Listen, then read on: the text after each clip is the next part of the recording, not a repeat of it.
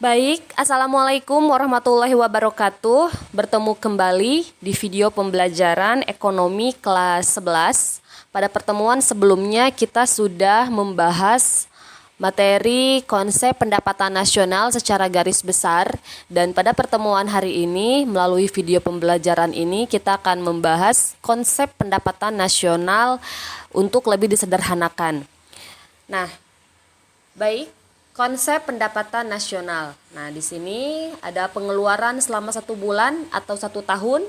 Nah, misalnya ini terjadi pada anak kos-kosan. Nah, dalam 1 bulan, misalnya mereka menghabiskan berapa dalam uang sakunya dalam kurun waktu 1 tahun misalnya. Nah, jadi setiap kegiatan ekonomi ini yang dilakukan mau sedikit ataupun banyak, nah ini akan berpengaruh pada pendapatan nasional. Jadi dengan kalian belanja apapun, baik itu barang maupun jasa dalam kurun waktu tertentu, nah ini jelas akan berpengaruh terhadap pendapatan nasional. Coba kalian bisa hitung, mungkin dalam sehari kalian mengeluarkan uang saku berapa, dikalikan dalam 1 minggu, dikalikan dalam 1 bulan, dan dikalikan dalam 1 tahun. Nah, itu berarti kalian sudah melakukan kegiatan ekonomi pembelanjaan barang maupun jasa. Seperti itu. Nah, ini akan berpengaruh ya, sekali lagi, ini akan berpengaruh terhadap pendapatan nasional. Selanjutnya, kita akan membahas mengenai RTK, PDB, dan keterkaitannya dengan pendapatan nasional. Baik, kita yang pertama mengenai RTK. Gambarannya gini, misalnya kalian melakukan belanja barang maupun jasa, membeli barang maupun jasa, dan itu akan dihitung jadi pendapatan rumah tangga keluarga atau disebut dengan RTK. Nah, dari RTK ini, ini akan menjadi perhitungan PDB. Nah, kemudian jelas ini akan menjadi mempengaruhi pada pendapatan nasional. Begitu penjelasannya, keterkaitannya. Nah, ulangi sekali lagi.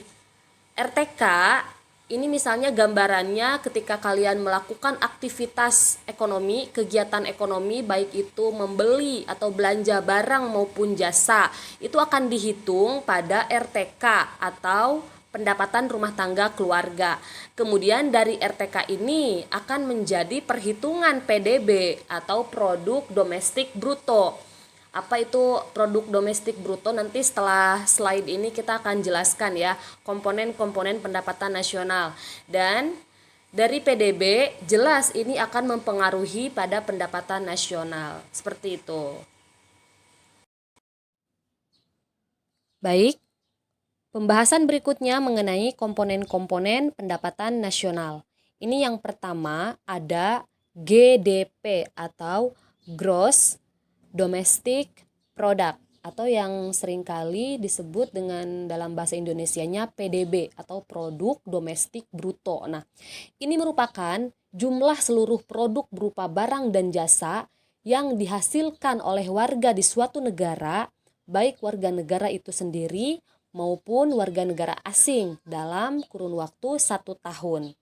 Nah, jadi di sini jelas ya bahwa produk yang dihasilkan itu bukan hanya oleh warga lokal saja, tetapi oleh warga negara asing yang ada di suatu negara. Kita sebut saja negara Indonesia.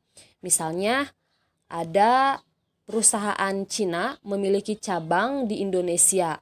Kemudian hasil produksi tersebut itu akan termasuk pada produk domestik bruto Indonesia. Begitu. Kemudian di sini semakin tinggi nilai GDP suatu negara, maka kinerja perekonomian negara tersebut akan semakin baik. Begitu. Karena dalam hal ini GDP ini menjadi indikator tingkat pertumbuhan ekonomi suatu negara. Begitu. Yang kedua, ini ada GNP atau Gross National Product, atau yang sering disebut dalam bahasa Indonesianya PNB atau Produk Nasional Bruto. Nah, ini merupakan jumlah seluruh produk berupa barang dan jasa yang dihasilkan oleh warga negara dalam waktu 1 tahun. Contoh GNP ini misalnya kita yang berkewarganegaraan Indonesia kemudian bekerja di luar negeri tercatat sebagai tenaga kerja Indonesia.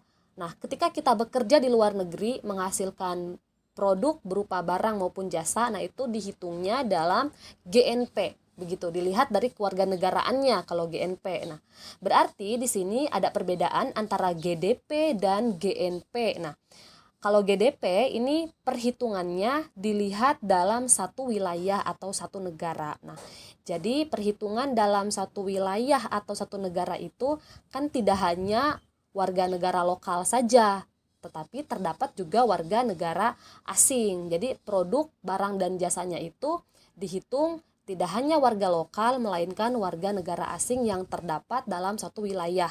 Sebut saja Indonesia, itu kalau GDP begitu. Kemudian kalau GNP itu perhitungannya berdasarkan kewarganegaraan. Jadi kita berkewarganegaraan Indonesia, bekerja di luar negeri, menghasilkan produk barang dan jasa, maka kita termasuk dalam perhitungan GNP. Nah, itu penjelasannya.